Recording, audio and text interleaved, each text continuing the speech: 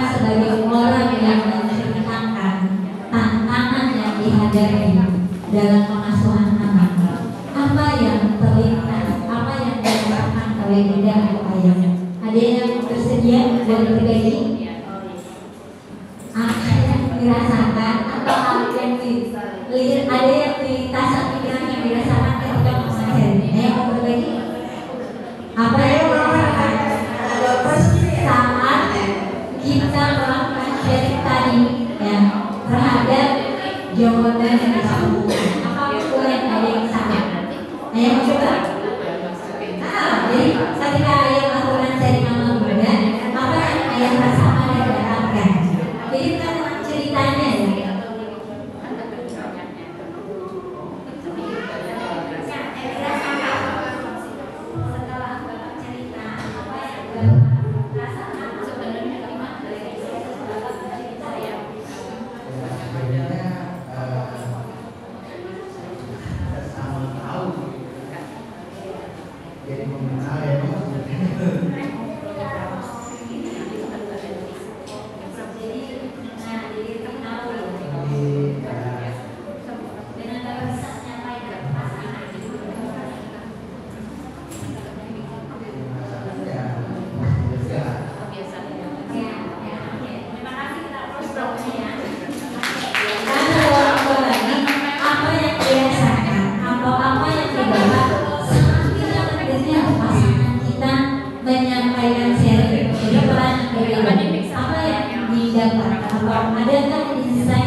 Yang Bapak Ibu dapatkan ketika menyimak ya sharing dari pasangan atau teman belajar hari ini.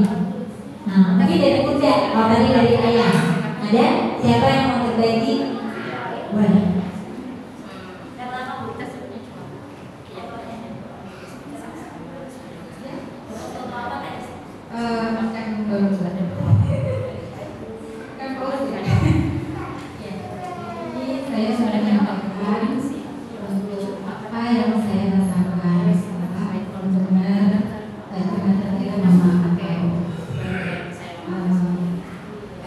Sebagai orang tua, apalagi ibu, merasakan bahwa keterbatasan anak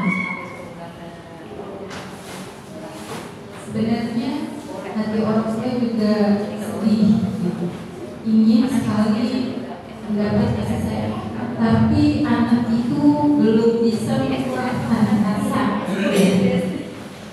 Terus kita perhatikan anak secara tidak menyeluruh, tetapi anak itu belum tahu bagaimana kasih sayangnya seorang ibu. Jadi memang ada perasaan sedih campur dan bagaimana supaya anak ini bisa mengenal di dalam sosok seorang ibu.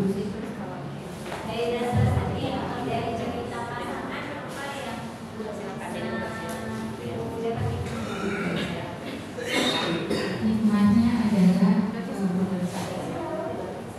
bisa menjadi lebih kuat dan tetap semangat terus mendidik dan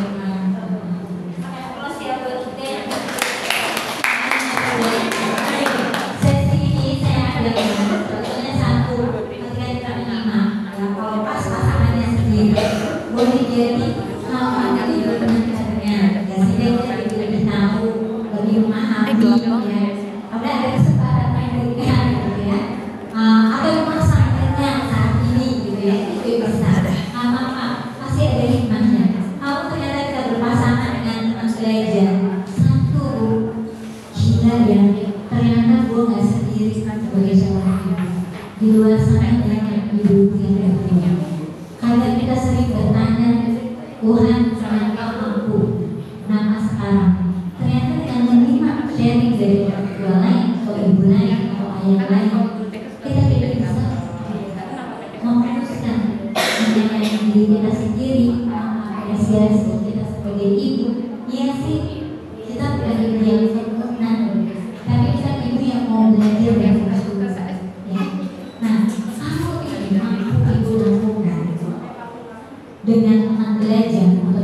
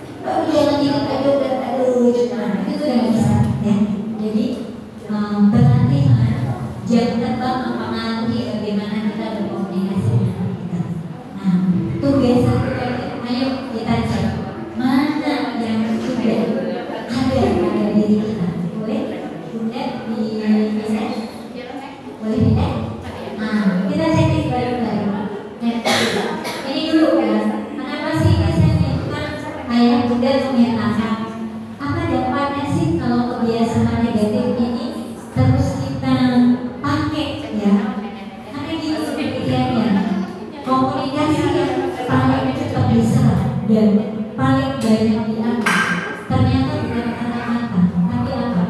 Maksudnya itu budaya ya.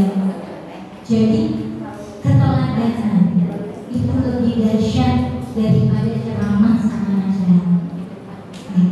Kalau kita pengen anak kita ya dekat dengan rohnya, seberapa keteladanan yang sering kita tampakkan pada anak kita.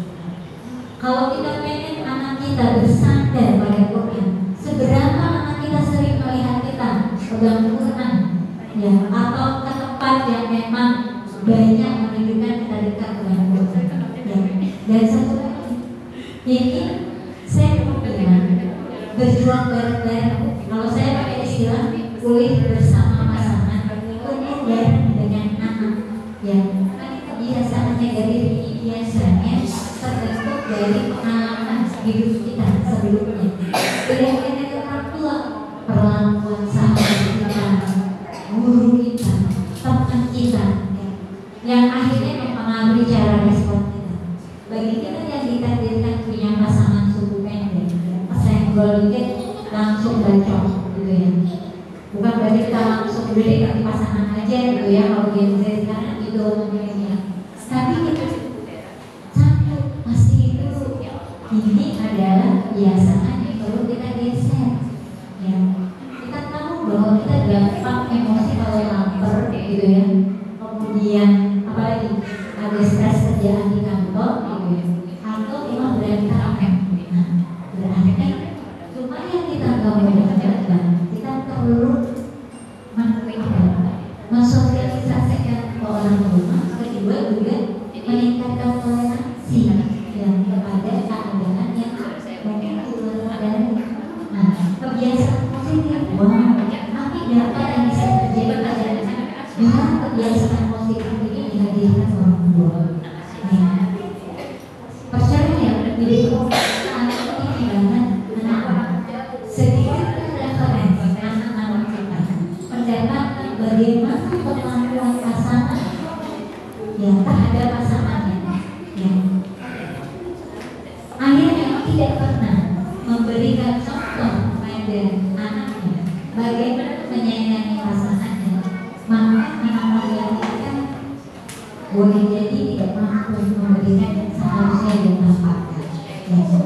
Seorang suami bertanya di acara sekolahnya bukan pada bulan ini boleh gak sih istri peluk istri depan anak? Saya bilang ya nggak boleh hanya istri tetangga atau istri kantor. Kalau istri sendiri ya boleh, cuma kadarnya yang tidak romantis gitu ya, yang memang layak dilihat oleh anak kita. Artinya apa? Yang erotis lah gitu ya. Boleh nggak mampu istri boleh untuk memberikan contoh gitu.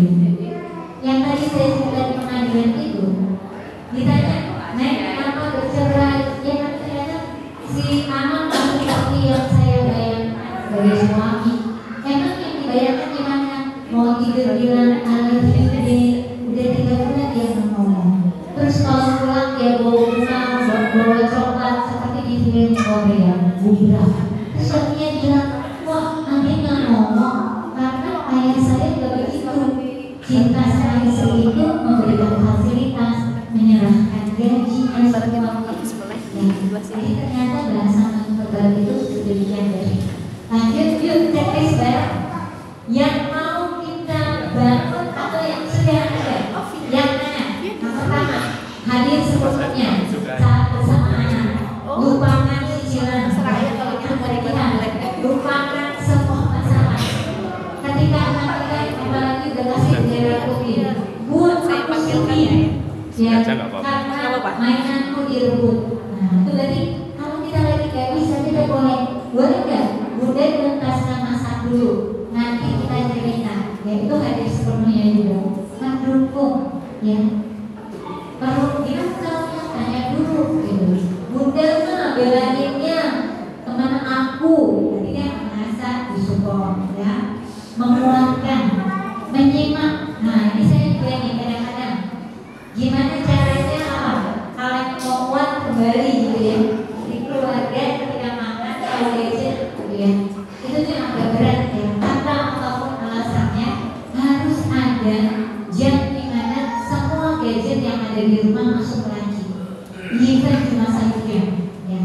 beda rasanya. Trust, mempercayai anak, ya penting banget ya. Nanti kita proses ke gurunya, benar gak cerita anak kita, gitu ya. Respect, menghargai, kemudian merembukan perbedaan, ya. Ini akan direkam total oleh anak kita dan akan dipanggil ketika dia bersama dengan teman-temannya. Ya, Pak, saya di ruang konseling agak sedih gitu ya. Anak SMP cantik luar biasa, tapi semua kebawaan mereka sudah dia lakukan. Kenapa? Ujian memang dia yakin, yang tidak hadir dan tidak ada omong ayah yang menjaga perempuan gitu. SMP yang peduli ternyata pengasuhan aku. Jadi bawa ke sebagai tetangganya. Saya bilang, bapak siapanya omnya? Bukan, saya tetangganya bu. Karena ibunya ibu tunggal dan bekerja.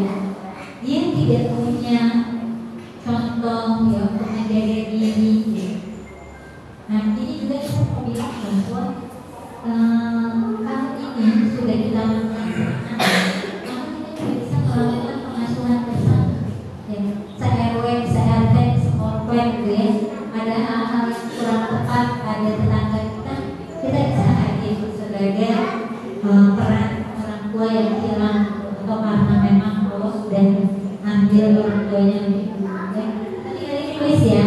Dan kalau satu lagi nih buat ibu jangan sampai begini. Saya tidak tadi Bu Leni, saya kalau habis datang parenting nih biasa sampai rumah biru-biru. Kenapa? Habis begini sama istri tuh dengan ayahku, gitu ya. Jangan begitu. Tawaran saya adalah boleh nggak sih? Jangan punya keyakinan harus merubah pasangan. Tapi boleh nggak yang dibangun adalah bagaimana memperbaiki relasi kita dengan pasangan. Ya, jadi kalau memperbaiki relasi kita juga geser. Ya. Jadi jangan patokannya adalah pasangan kita harus berubah, tapi perbaiki relasi supaya kita tidak mudah menuntut. Ya, kita pahami latar belakang suami kita yang mungkin orang tuanya tidak dual parenting sehingga dia tidak terlibat dalam pengasuhan.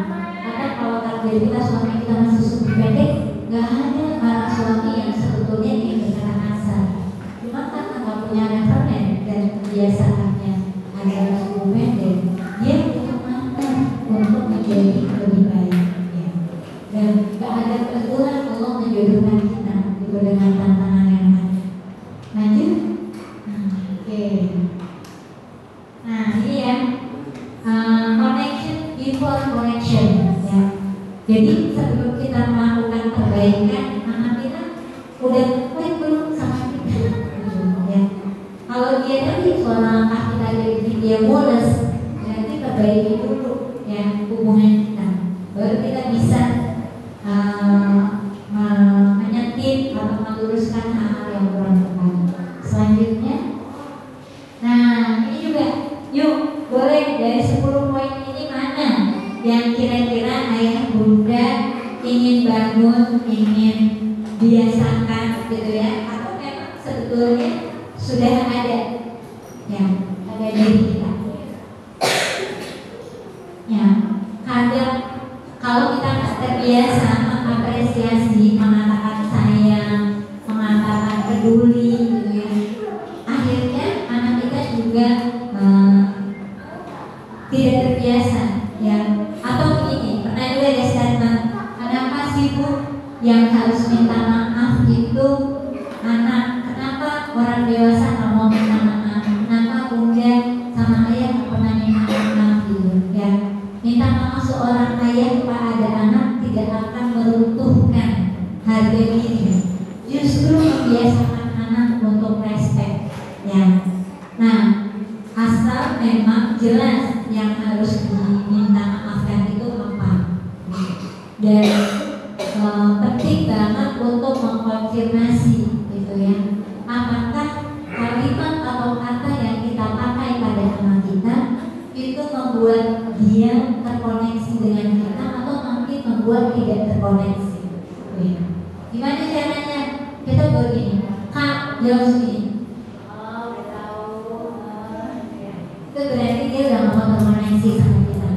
nggak apa-apa juga. Yang tinggal kita cari cara, oke, berarti anak kita ada masalah. Yang bahaya itu kita mendinai, ini mah anak kita aja yang benar. Padahal ada dua yang harus bergerak, kita dan juga anak kita, ya. Terus ini, saya kadang suka nangis di ruang konseling kalau lagi ngegali ini hal terbaik dan hal tersulit hari ini. Banyak klien-klien gak putih biru, putih merah bisa semojek loh ya sekarang datang ke ruang konseling gitu ya sendiri, dan kadang lebih galak kliennya daripada admin saya ketika ditanya abang sama siapa gitu, mamanya mana, kepo, waktu masih di SD gitu ya.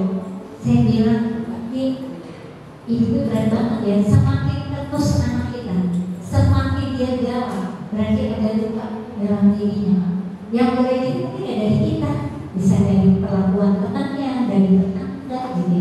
Jadi ketika saya tanya hal tersulit apa yang abang rasakan, ketika mama selalu bilang, abang, mama tuh jadi ibu kamu tuh udah berat banget, bisa gak hari ini kamu pahami mama? So what? Siapa yang orang dewasa gitu ya. Jadi kita suka ngeliat perlu kalimat kita tuh pedes gak sih dirasa sama anak kita gitu ya. Kita taunya gimana? Ayolah gitu ya. Mama tuh yang kata mama yang membuat kamu tuh bahagia sebagai anak mama. Kata mama yang membuat kamu rasanya pengen menghilang dari bumi. Yang datang itu yang kelas 3. Anak sekarang baru buka, dia bertanya begini, Bu Leni, nanti konselingnya pakai agama atau pakai DSM 5? Saya sampai, kamu kelas berapa? Kelas 3, 9 tahun. Tahu DSM itu dari mana? Dari begini. Berapa? Terus kalau tanya pakai agama gimana? Ya aku mau pulang. Saya bilang gini, anak gue itu orang beragama, saya pakai jilbab ya, karena ada pilihan ya, pakai jilbab gitu ya. Oke deh, kita jalani dulu, nanti kalau kamu gak suka ya kita stop aja. Terus saya bilang apa yang saya kasih ke dia karena dia udah ada grounding. Saya bilang gue ini punya 4 jempol, sayangnya yang 2 di bawah. Kalau bisa diangkat boleh angkat di meja yang mau kasih 4 jempol. Keren banget ya kesini, saya bilang. Bukan datang ke tempat lain. Makasih ya bang, abang sudah datang ke tempat yang ya kebaik kalau dia datangnya ke predator. Dia tetap dengan kemarahan gitu ya. Di ujung cerita dia butuh bantuannya adalah dia terpapar pornografi. Jadi saya cuma bilang makasih ya bang gitu ya, sekecil ini kamu udah cari bantuan gitu. Iya karena kata begini gitu, meskipun begini gak selalu benar ya. Katanya carilah konselor, carilah psikolog. Terus dia lihat IG deh. Saya bilang punya IG, punya. Siapa yang buatin? Mama, bukan, gue cari mana. Secara undang-undang gak boleh membuatkan akun medsos pada usia di bawah berapa? Ya. Jadi berhati-hati. Nah, ini pakai akun kita ini berbahaya, apalagi akun sendiri. Saya aja buat anak saya ada akun yang saya bisa jangkau. Kenapa? Ribet. Betul, jadi ada second metodenya yang kami juga bisa akses. Kenapa? Bahkan kita pernah di-ban karena kalau kita habis jalan kayaknya suka posting itu suka ngetek anaknya. Ayah kamu udah bilang jangan dia ngetek, teman tuh jadi banyak nanya itu gimana gitu. Terus kasihan temanku yang kayak jalan gitu. Ada kita bahasa anaknya kenapa sih kayaknya sedih banget punya kayak kita sampai nggak boleh ketahuan terkoneksi. Tapi karena punya dolar sendiri ya.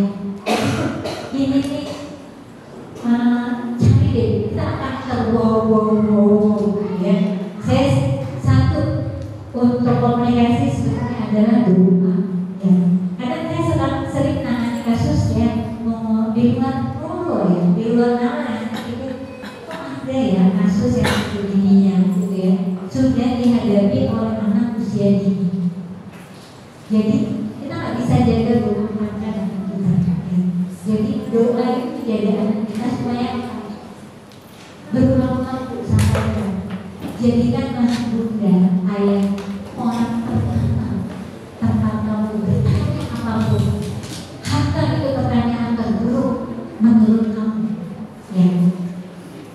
Dan semoga ibu sama ayah jadi tempat pertama ketika kamu pengen tahu sesuatu atau kamu pengen bikin sesuatu. Harta kamu tahu bahwa mungkin bunda ayah seperti ya, anak saya menghafal Quran yang kedua, dia bertanya dengan semua ustadznya yang sudah lulus gitu ya, semua temannya, tapi dia tidak bertanya kepada ayah ibunya. Pertanyaannya apa? Benar gak sih kalau melarang rokok itu berarti kita ada laki-laki dan jantan? Dan kami tahu dari ustadznya, Bun, maaf, obat dia bertanya begini-gini, boleh jadi mungkin temannya nawarin. Hanya kita tanya, Bang, kenapa abang gak bertanya? Karena aku udah tahu gak boleh sama ayah. Makanya aku tanya hadis riwayat berbeda. Gak tahu ada yang membolehkan. Karena teman sebayanya bilang vape itu bukan rokok. Bahkan ada jurnalnya sampai dikirim. Tapi saya baca, wow ya, luar biasa segitu derasnya ujian anak kita. Ya. Jadi oke, berarti kita jadi kesepakatan ulang ya, bahwa berbeda itu boleh. Daripada kamu salah, alhamdulillah kita nanya ke ustadznya. Kebanyakan kalau dia nanya ke Google gitu ya. Atau maksudnya gini, buat itu nanti gitu. Terus saya bilang, Bang, tahu nggak yang nggak boleh ditanya sama ayah? Kenapa? Masalah keyakinan, masalah nilai-nilai dan masalah agama. Kenapa pun? Karena kami belum bersahadat ya. Karena nilainya beda sama orang kita. Ya. Jadi mudah-mudahan ini menjadi inspirasi buat kita semua ya, bahwa ada hal-hal yang mungkin remeh-temeh bagi kita, tapi penting buat anak kita. Ya, apalagi usia ini yang baru belajar bertanya gitu ya. Atau misalnya bertanyanya berulang-ulang. Anak usia ini yang rasa percaya dirinya belum terbangun, dia akan selalu bertanya, gak cuma sama orang tua, tapi sama guru-gurunya. Bun, boleh ya? Bun, boleh ya? Nah, perlu kita kritis. Kenapa ya anak kita? Atau misalnya udah tahu jam main sore itu jam 4 dan boleh, tapi setiap jam 4 sore dia selalu tanya sama kita, Bun, boleh main ya Bu? Keluar ya Bu? Kita dampingi, alhamdulillah anak kita bager bisa gitu ya, selalu izin. Sebetulnya jangan-jangan dia nggak yakin bisa memutuskan sendiri ya, sehingga dia butuh permen lagi, izin lagi. Atau guru udah ngebaikin, silakan semua mengambil ATK, gunting, bentuk, kreasi. Dia ada satu anak, dia baik. Terus dia nunggu gurunya. Ketika gurunya bilang, abang silakan ambil, siap dia ambil. Selama sepakatnya selalu begitu. Itu harusnya memulai kita ada apa ya? Oh ternyata dia selalu bergerak kalau ada instruksi dari bundanya. Ya, jadi kita selalu bang mandi, bang makan, bang tidur, kak. Jadi ada pola komunikasi kalau sudah pernah kita tanamkan dibanding kira-kira kalau jam segini jamnya ngapain ya? Kita udah sepakat jam 6 nanti. Kalau kita nggak harus bangun mandi, tapi beri ruang anak kita untuk berpikir. Jam itu ngapain sih? Ini boleh banget. Kira-kira ada apa ya di jam 6? Gak ada apa kok berjalan kan? Ya. Kira-kira ini waktunya mandi atau kita tidur lagi? Mandi mood. Nanti ini mempengaruhi kemandirian. Tidak hanya kemandirian fisik, tapi juga kemandirian berpikir. Oke, sampai di sini mungkin ya. Kita akan buka buka sesi tanya jawab. Sebelum kita buka sesi tanya jawab, boleh ya ini kembali lagi refleksi. Jadi komunikasi itu cari momen. Ayah juga membersamai saat anak butuh kehadiran kita, baru berkomunikasi dan berhubung. Penuhi hati cinta anak kita. Ya, gimana taunya? Makin anaknya murung, makin sedikit hati cinta anak kita. Makin anak kita takut kontak mata dengan orang lain, kecuali kalau yang ada tekanan ya, berlaku anak ASD, anak ADHD, memang kontak matanya susah. Tapi kalau dia nggak ada hambatan tekanan, nanti kita perlu bantu, sering peluk, ya, sering usang, sering sampaikan. Usia ini masa kritis, golden moment, dampaknya apa kalau ini tidak kita lakukan? Rekor itu koneksinya sinyalnya putus-putus gitu ya, ada mau dengar, ada enggak gitu ya. Kemudian ketidakpercayaan menurut pada kita sebagai orang tua, pengendalian emosi lemah. Nah, yang benar tuh akan cari sosok lain. Iya, kalau yang dicari jawabannya sama ya, ibunya yang besar, orang lain itu yang agak berat. Terus distrust, dia nggak percaya. Mana saya DPK masa depan di kelas 6 ya. Jadi ketika ada anak bilang, Bun, ini RHS enggak? Kenapa? Bunda aku bisa pingsan kalau aku tahu aku punya pikiran begini.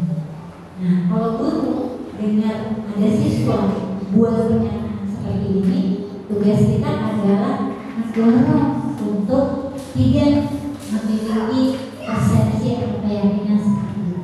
Ya, lanjut. Ini jawaban yang oke, saya skip karena waktunya tidak masuk. Nah, ini pertanyaan buat masing-masing. Jadi menurut ayah bunda, apa yang ayah bunda dapatkan dari sesi kita bersama? Ya, karena praktik itu atau workshop orang tua tidak akan berdampak kalau kita tidak tahu hal baru apa yang mau kita bawa. Kedua, ya, harus ada tindakan meskipun sederhana. Boleh melakukan hal baru, boleh membuat kebiasaan yang tidak perlu dilakukan. Ya, misalnya mau belajar untuk mengurangi mengkritik, boleh. Pulang dari sini mau peluk anak karena kita belum jantung, boleh. Atau pulang dari sini mau tanya apa kata abang tentang ayam, boleh. Ya. Jadi materi apapun tidak akan berdampak pada kita kalau kita tidak praktek. Nah, kalau action plan itu harus kata kerja. Kalau begini, pulang dari sini saya berharap anak saya soleh, itu bukan kata kerja. Ya. Tapi kalau misalnya pulang dari sini saya akan berdoa supaya anak saya soleh, itu kata kerja. Ya. Nah, berapa salah bermanfaat yang Bapak Ibu rasakan dalam proses ini? Boleh skornya dipilih. Kalau 5 cukup berdampak, cukup bermanfaat, 10 sangat bermanfaat. Ini perlu kita skor karena untuk feedback sekolah, karena sekolah juga mau banyak dengan ayah bunda, ya, dan itu boleh disampaikan nanti ke walas atau sekolah. Apakah acara seperti ini perlu dilakukan setiap semesternya atau ada ide lain dari orang tua? Ya, itu saja. Saya mohon maaf. Mudah-mudahan kita saling mendoakan, ya, saling diberi kekuatan menghadapi tantangan. Kalau kita aja berat jadi seorang ibu, saya yakin anak kita juga lebih berat, ya, karena fungsi berpikirnya dan pengalaman hidupnya belum sebanyak yang sebagai orang dewasa. Ya, terima kasih. Saya kembalikan kepada moderator kita. Kalau ada hal-hal yang mau di-sharing atau ditanyakan, maka alhamdulillah, jazakallah khairan jazaa yang Bunda ini sudah memberikan materinya, sudah menyampaikannya, insyaallah ayah dan ibu sudah ya banyak ilmu yang terdapat ya, alhamdulillah ya. Baik, kita buka sesi tanya jawab. Untuk sesi pertama mungkin 3 orang ya. Boleh silakan sebagai Pak Alis, namanya apa ya? Satu lagi. saya tidak boleh ya, kalau boleh.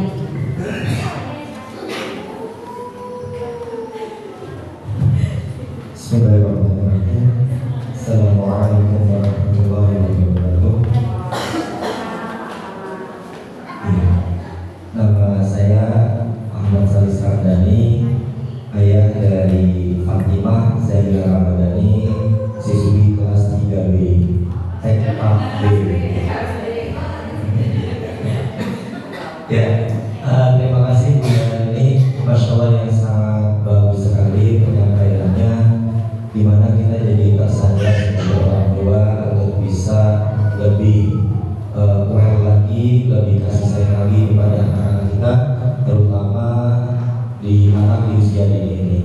Tapi memang kadang banyak permasalahan yang kita hadapi sebagai orang tua, yaitu kami ingin bertanya bagaimana ya cara menyeimbangkan antara kasih sayang kita kepada anak dengan kedisiplinan yang mau kita terapkan kepada anak, apalagi anak zaman sekarang kita termasuk anak mungkin zaman Gen Z, Gen Alpha, pakai Beta ya, yang modernisasi ini membuat mereka memiliki kenyamanan dengan dunia gadgetnya atau dengan modernisasi seperti saat ini. Terima kasih. Assalamualaikum warahmatullahi wabarakatuh.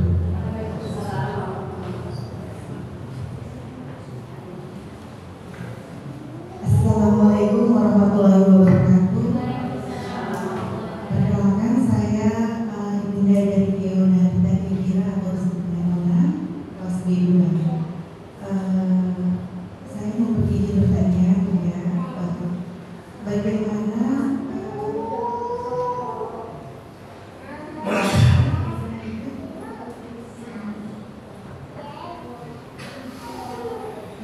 kita menciptakan rasa aman terhadap anak kita saat beliau berada di luar lingkungan rumah, dan yang mana rasa percaya diri itu sudah kita coba tanamkan sebanyak ini, namun pada saat keluar itu dipatahkan oleh peraturan yang ada di luar.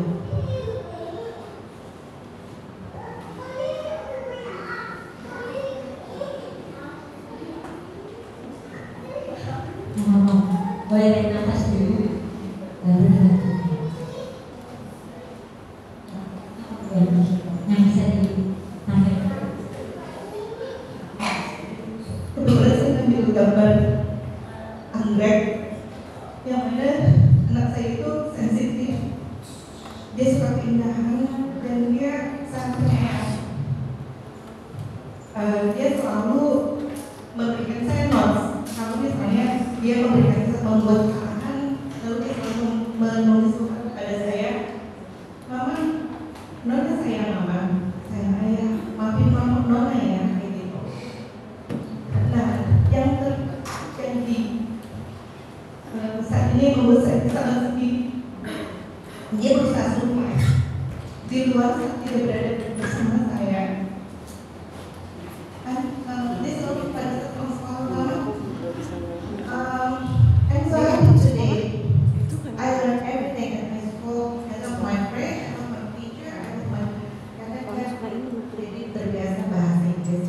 Jadi seperti itu. Namun ada satu yang selalu membuat dia itu ada saat waktu break. Justru pada saat break orang-orang happy, anak saya sebelum break itu tiba dia langsung muntah atau dia sakit perut atau apa itu. Sampai akhirnya aku nanya kenapa you don't like you just by yourself, like yes, but aku pokoknya dikit aja boleh nggak? Misalnya kayak cuma snack biskuit hanya satu, it's the small one yang dia pilih. Terus I just this one, the small one, jangan buat setengah ini. Nanti kalau udah habis, Nona nggak boleh berhenti. Oke. Seperti itu. Jadi Kalau habis dengan konsekuensi. iya, betul. Makanya dia lebih memilih kekerasan itu. Dan Kita melukai dan membuasi. Sehingga iya, bahkan habis. dia sampai menahan rasa sakit di perutnya karena saking tegangnya.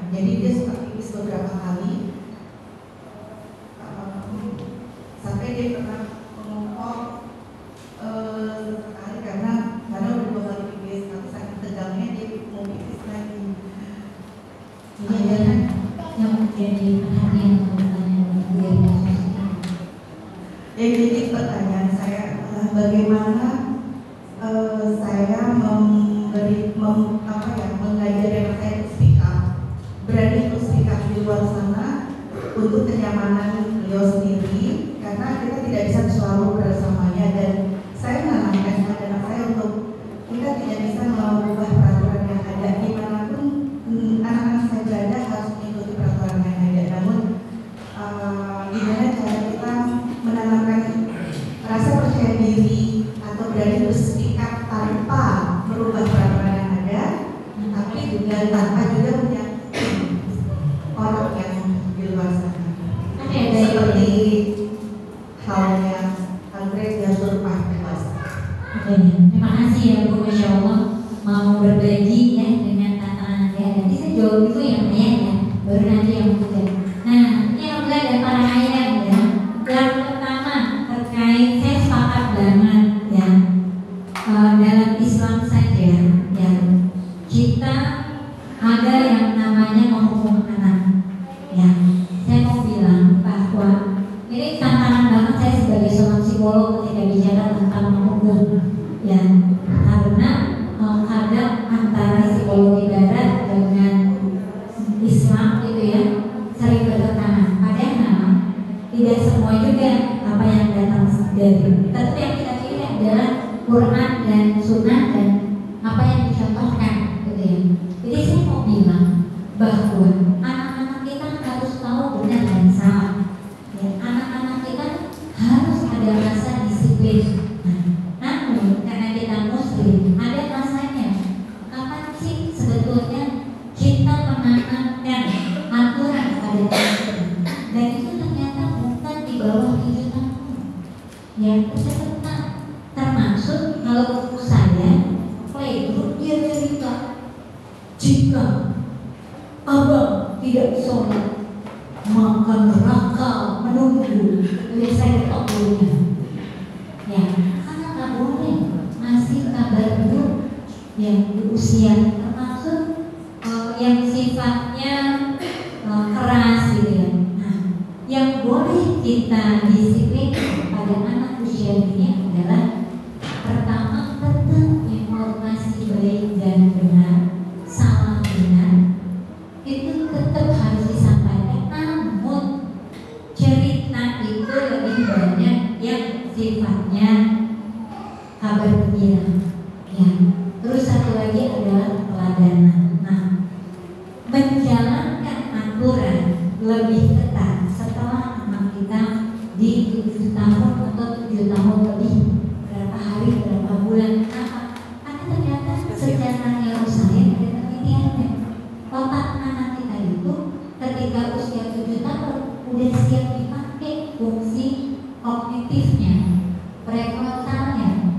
Waktu saya studi banding di Malaysia, nggak boleh SD itu di bawah 7 tahun.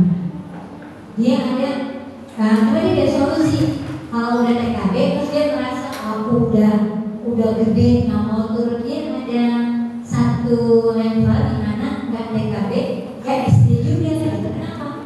Karena memang ada terutama untuk anak-anak yang rata-rata atau di bawah rata-rata. Kalau anaknya di atas rata-rata superior itu nggak usah diajarin dulu, bisa dia itu terderita. Nah, jadi kalau melaksanakannya maka kedisiplinan itu kita tuntut sama anak kita bisa prakteknya itu di usia ketika memang sudah siap. Tapi keteladanan kemudian informasi benar atau salah harus kita sampaikan ya. Jadi yang sederhana aja adalah perilaku negatif anak kita yang seharusnya tidak dilakukan nggak boleh dibenarkan, nggak boleh diabaikan gitu ya. Saya pernah mengalami juga gitu ya, ketika anak saya marah karena kesalahan emaknya gitu ya, kemudian dia mengerjakan tugas lalu dia balikin kertas worksheetnya dengan cara melempar. Kata ibunya yang salah, karena sebetulnya anaknya nggak perlu ngerjain worksheet gitu. Cuma kan namanya khawatir nilainya jelek gitu ya, ayo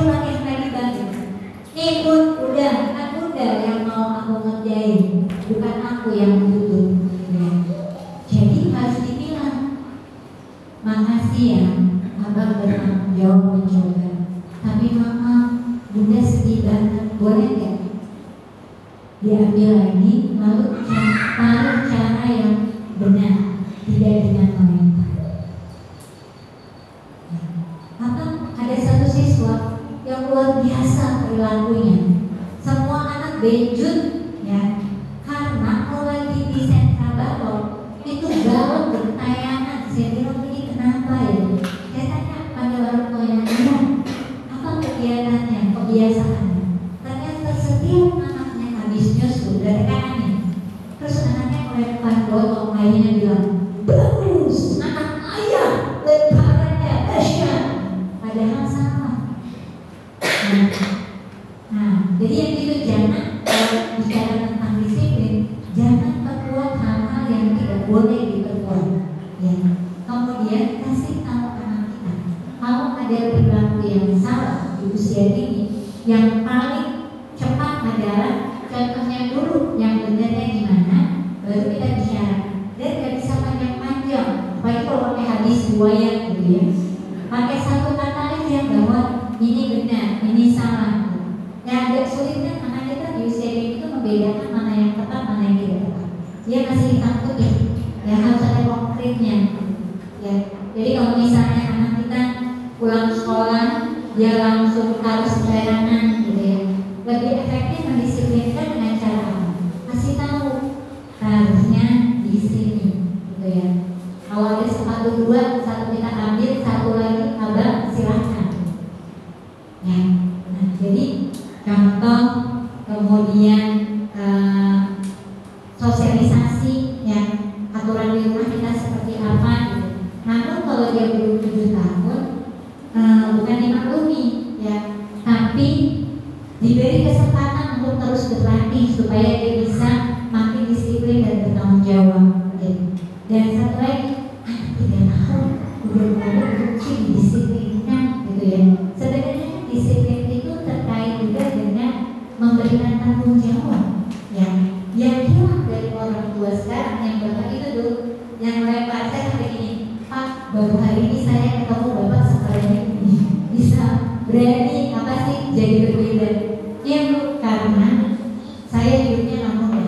Nah, ya itu juga perlu memahami orang tua. Saya nggak punya ayah ibu, saya mama berat. Anak saya harus bahagia, nggak boleh terluka, nggak boleh susah seperti saya.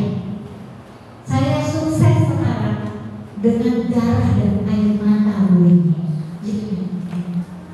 Tapi saya bilang, tapi dengan darah dan air mata dan ketemuan Bapak luar biasa hati. Apa Bapak nggak pengen anak Bapak sekarang Bapak gitu ya? Saya dulu masih gak tega juga. Dulu makin ngasih sapu usia berapa ya? Hari ini ada bapak-bapak ngaku ke sekolah saya nih, Bu, saya bayar mahal-mahal di sekolah ibu. Anak saya cerita kemarin jadi ART di sekolah. Sudah tidak kamar mandi kan programnya. Ya, saya bilang kalau jika kamar mandinya ceritanya lengkap ya, ada gurunya ya, terus sekamar mandi ya, atau berapa perak kan ada tujuannya ya. Jadi kadang atas nama ketidaktegaan seringnya kita jadi tidak melatih kedisiplinan. Tapi kalau usia ini yang gak kayak apa sih militer ya, mirip dikit benar ya. Itu juga ya. Jadi perlu saya sederhana. Jadi kalau saya kedisiplinan di usia ini itu adalah seberapa teladanan pada anak kita, kebiasaan, ya, habit, benar ya sih? Bagus kan? 7 habit, yang remaja itu kan, yang poin pertama itu adalah apa? Be proaktif. Jadilah orang tua proaktif dulu yang mendukung anak kita untuk disiplin. Salah satunya kasih tanggung jawab kalian. Anak 3 tahun udah bisa apa? Beresin tempat tidur. Cuma jangan beresin tempat tidur orang dewasa. Apa? Mengembalikan bantal dan guling ke posisi semula sebelum dia mati. Atau membuang sampah dari tong sampah anak ke tong sampah keluarga di ruang dapur. Itu dulu yang dibangun. Nanti kalian tuh gimana buangnya? Yang miskin. Kalau anak saya nanti orang beda. Kalau yang laki disuruh tanggung jawab sambil nyanyi, dan nyanyinya kalau ada tamu doang. Kalau nggak ada tamu sih ada ibu kandung rasa ibu tiri, suruh anaknya bu ada membantu. Kan kata saya siapa kenapa biasa aja, ya tapi tetap bekerja. Ntar tiba-tiba kalau saya ini berpikir, ih aku keren banget loh, kenapa? Cuma aku yang bisa masak nasi, temanku nggak ada yang bisa karena pernah masak nasi, ya. Jadi kelihatannya masakan ya mau monyong mau apa dia apa, jadi jangan sibuk sama reaksi, lihatlah perjuangan dia. Ya jadi bedanya itu untuk anak usia ini. Kalau buat tadi rasa aman, ada satu nih yang memang belum banyak diakses sama orang tua. Ada tuh udah nyiapin mental anak kita nih untuk apa sih, survive atau resilient gitu ya. Tapi ternyata ada yang bawaan namanya kurang matang atau gangguan sensori. Jadi boleh mungkin ya Bu, karena ini tidak semua guru atau bahkan psikolog itu dapat sesi ini. 7 tahun lalu ya. Anak saya lahir 2023. Nah, 2023 itu kondisinya 7 tahun Indonesia tertinggal terkait sensori. Karena anak saya kena gangguan sensori dan saya waktu itu belum tahu, karena di bangku kuliah itu beda. Saya dapat ketika akhirnya saya ambil tadi spesialis atau manajemen spesialnya ya terkait sensori. Tapi sekarang semua rumah sakit tidak ada yang berkembang. Mungkin ada beberapa yang orang tuanya anaknya mengalami sensory processing disorder. Disinilah ternyata yang sering membuat kemampuan adaptif anak kita belum seperti anak-anak seusianya atau seperti temannya. Ya, anak saya mengalami picky eater. Picky eater itu pilih makan. Kedua, nggak bisa naik perosotan atau tangga. Kalau nyoba sesuatu tuh takut. Terus kalau naik ayunan juga takut. Banyak takutnya ya Bu. Hati-hati, tapi hatinya lembut banget gitu ya. Hatinya baik banget. Satu lagi, selain itu juga nggak bisa panas. Nah, itu yang tiga. Nah, jadi kalau kita punya putra putri, kita lihat kenapa ya dia lebih peka daripada anak lain. Pekanya itu kan bisa positif, bisa yang sifatnya makanan ya. Lebih peka itu lebih mudah berempati, lebih mudah berbagi. Tapi kalau dia jadi anak, dia jadi selalu menghindar dari hal yang dirasa sulit gitu ya. Termasuk tadi saya ketika sudah berbagi berpikir gitu ya, dan apakah memang ada riwayat tumbuh kembang yang perlu kita evaluasi ulang yang mempengaruhi anak kita survive atau tak. Jadi gak bisa modal itu sama setiap anak untuk dia bisa survive. Ditambah ternyata ayah ibunya makhluk halus. Saya sama suami dua-duanya makhluk halus, bicaranya halus-halus. Begitu ketemu dengan anak lain yang orang tuanya nggak makhluk halus gitu ya, tanpa maksud stereotip ya. Tapi kan kalau orang Betawi, Medan itu kan fisiknya luar biasa ya. Kalau kami kan ngomong pelan. Tapi kalau anak saya dan anak tetangga yang beda background dia langsung gitu, karena nggak biasa. Itu juga pengaruh ya. Jadi kita perlu cek. Kalau itu sudah kita program, ternyata yang membuat sensori, sebenarnya ada 7 sensori yang harusnya nyala ketika anak kita lahir. Tapi ada yang nggak nyala seperti anak saya yang 3 dia anak sesar, tidak merangkak, tidak melambat, tapi langsung jalan. Cuma anak saya nggak bisa ngomong atas 9 bulan.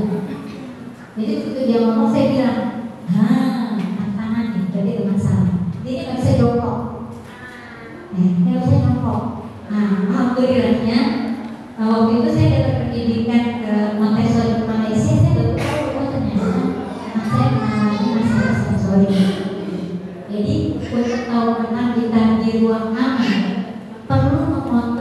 profil anak kita, model anak kita secara tugas perkembangan mana yang udah jelas, mana yang belum, ya. Sehingga kita anak ketika memang anak kita gagal misalnya, oh ternyata dia belum bisa ngambil kepentingannya, oh ternyata dia masih dibully oleh temannya karena dia belum mengerti tugas perkembangan itu, ya. Karena kita nggak bisa mengendalikan lingkungan, ya. Kita nggak bisa selalu menyediakan ruang aman buat anak kita, tapi kita bisa membantu menambah terus keterampilan anak kita supaya dia sukses, ya. Jadi kalau tadi gambarannya yang saya lihat panduannya pertama boleh cek dulu dari sisi usia anak ibu, adakah tugas perkembangan yang masih perlu kita latih atau kita capai kalau kita siapkan, ya. Yang kedua tampaknya kalau anak kita sering mules, ya, atau tadi itu sakit perut, karena pertama saya kalau punya isu sensori pasti dia nggak adaptif, ya, atau belum adaptif deh. Jangan tidak adaptif, belum adaptif, karena sekarang dia udah adaptif dari ngamuk. Cuma dia ketika udah dewasa gini, dulu masa kecilku kok ngerepotin banyak orang sebenarnya. Sampai dia sering nangis gitu, ya. Sampai BAB juga gitu. Ketika saya pindah dari Darul Abidin ke sekolah alam, ternyata dia gak berani bilang ke guru di sekolah alam ketimbang di Darul Abidin. Ya, kenapa?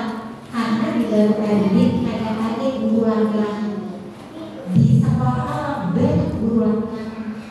Jadi sedangkan ayahnya makhluk halus tadi, kalau ngomong kakak, anak suami saya pakai halus ya. Ada guru saya yang begitu dia masuk gerbang, dia langsung gini, Sofi, hari ini bahagia enggak? Anak saya bukan bahagia loh. Terus datang ayahnya, ada sok. Ada suara lebih besar dari suaranya. Nah itu, jadi pasti itu dulu.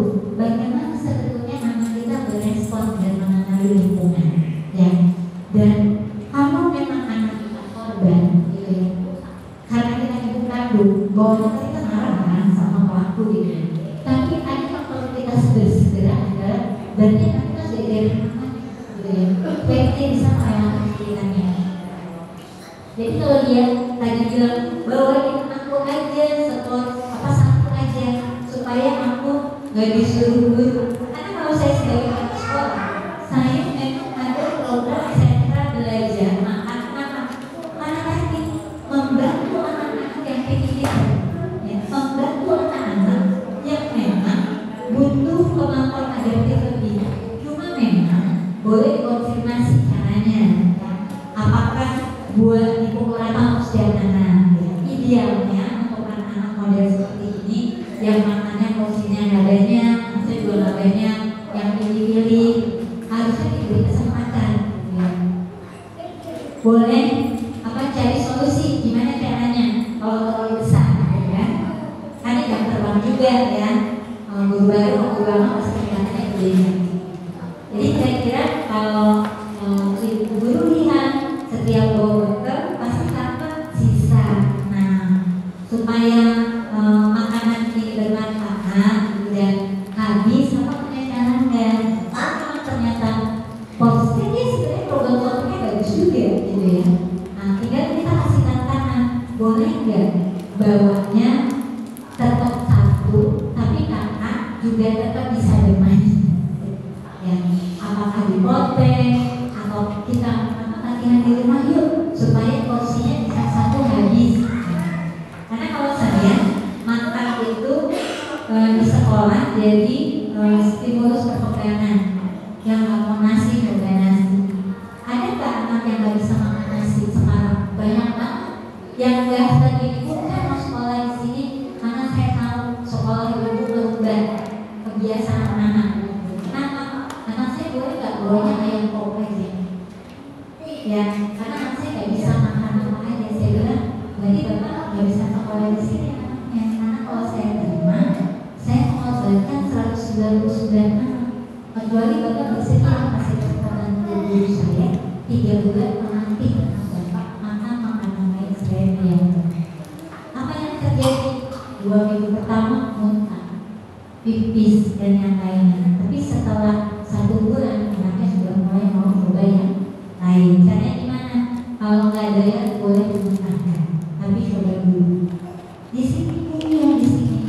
Besok kalau nggak ada yang muntahkan di tong sampah, dia jalan. Itu terakhirnya sebenarnya. Ya politik begitu kita di sekolah yang sudah jadi program. Terakhir dia nah tong sampahnya di mana? Saya bilang tong sampahnya di Amerika. Sudah tambah jauh jadi dia nyari dan dia lagi dalam terjadi. Nanti ketika makanan masih di mulut gimana? Baik-baik aja nggak dia? Gimana rasanya? Anak yang ada gangguan sensori kayak gimana? Sudah terbentuk bahwa itu gak enak, itu gak nyaman, dan itu sudah tuh orang tua yang kok dia senang. Ya, jadi dekati dengan hal-hal yang mungkin frekuensinya anak kita kurang atau dia tidak terlalu minat. Ya, terus tadi bantu dia untuk berani. Jadi kakak kalau misalnya kondisi begini, kakak mau lapornya ke siapa? Mau ibu galak misalnya, ya peserta anak meskipun gak ada guru yang galak. Kalau ke siapa? Ke guru D aja boleh. Nanti setelah 2 minggu, kakak mau coba nggak? Kan gak selalu ada guru D, karena kualitasnya guru A. Silahkan pilih mau ngomong apa. Segitu dulu untuk anak-anak yang kita bantu untuk ketangguhannya, ya. Dan potret ketika dia berhasil, ya. Dan satu memang yang harus buat ibu yang meskipun kita ya Allah gue yang 9 bulan hamil, orang lain yang merusak hati anak gue, gitu ya. Yang harus kita lakukan adalah fokus sama apa yang menjadi masalah kita, gitu ya. Jadi oke, ini sedih, ini luka buat anak kita, tapi anak kita harus mampu nih melewati dengan baik. Dan yang penting gagal apa-apa, nanti besok belajar. Bukan itu juga nggak bisa. Teman-teman bisa ini tapi nggak bisa ini. Sekarang apa lagi belajar? Gimana caranya? Ya, jadi itu dan komunikasikan dengan manajemen. Ya supaya tidak salah paham. Dan kita meluruskan maksud guru bukan karena maksud bermain, tapi supaya kakak berusaha. Tapi sebenarnya sih nggak boleh ya hukuman seperti itu. Makanya kita pernah berakhir di pengadilan. Gitu. Kalau makan itu jam haknya anak sebenarnya. Jadi boleh didiskusikan kembali. Gitu ya. Kalau nggak habis, boleh nanti ketika teman-teman sudah pulang, kakak boleh menghabiskan makannya. Ya, jadi jangan sampai menahan makan. Tapi kalau misalnya menunda, sebenarnya boleh, tapi persepsi anak dia makan nggak sesuai dengan aturan yang kita berikan kepada, ya. Demikian mungkin yang bisa saya sampaikan, ya. Mudah-mudahan ini jadi pelajaran buat kita semua orang tua, gitu ya. Dan yang membuat bagaimana anak di luar sana adalah pastikan satu, Bu, ya, yang paling kuat itu adalah masalah fisik, ya. Apa nggak boleh disentuh oleh orang lain selain ibunya untuk daerah-daerah sensitif. Terus kalau memang dipegang orang dewasa atau orang tua, kasih tahu bagian mana yang boleh dan aman. Ya, kalau susah boleh gurit, bagian tubuh yang sebetulnya nggak boleh disentuh oleh orang asing. Kedua adalah kalau ada sesuatu yang tidak diajarkan atau belum pernah kita berikan, boleh tolak atau boleh tanya dulu kita, ya, karena kita kepada kita. Dan satu lagi, nggak boleh punya ART yang diizinkan membawa pulang anak kita ke rumah kontrakannya. Karena saat saya bertugas di P2 dan P2A, terjadinya pelecehan karena kita membiarkan anak kita dibawa ke rumah ART kita. Karena ART kita baik, paham aturan rumah kita, belum tentu suaminya, belum tentu anaknya, belum tentu tetangganya ART kita. Hak atas alasan apapun tidak dibenarkan, ya. Jadi kejadian sebenarnya nyebokin anak, ternyata yang nyebokin anaknya ART. terjadilah proyeknya. Kasusnya tadi Depok ya. Jadi pastikan jangan dibalik ya. Meskipun komplek kita tuh simpok ya, saya rumahnya di pintu gerbang. Ya saya pastikan maaf karena kita nggak bisa memantau. Jadi minimal kalau di rumah anak kita tahu wilayah rumahnya. Ya. Oke, mohon maaf lahir batin, mudah-mudahan kita dimudahkan ya. Sama-sama ya bro, saling mendoakan semoga kita dilindungi dan diberikan kuat aman untuk tumbuh dan berkembang. Alhamdulillah jazakallahu khairan Bu Leni. Ya, Bapak dari sekalian karena waktunya sudah lewat ya, jadi mungkin saya cukupkan tanya jawabnya. Tadi yang nanya ada Pak Haris, dengan ada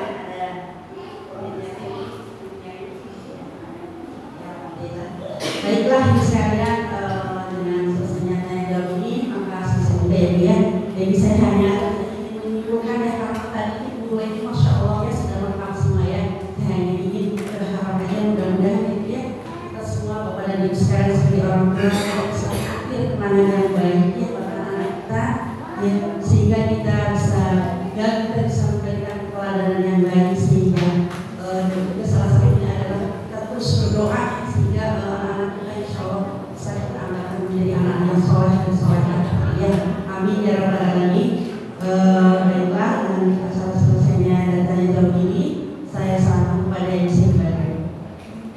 Dari saya, assalamualaikum warahmatullahi wabarakatuh. Terima kasih kepada Ibu narasumber.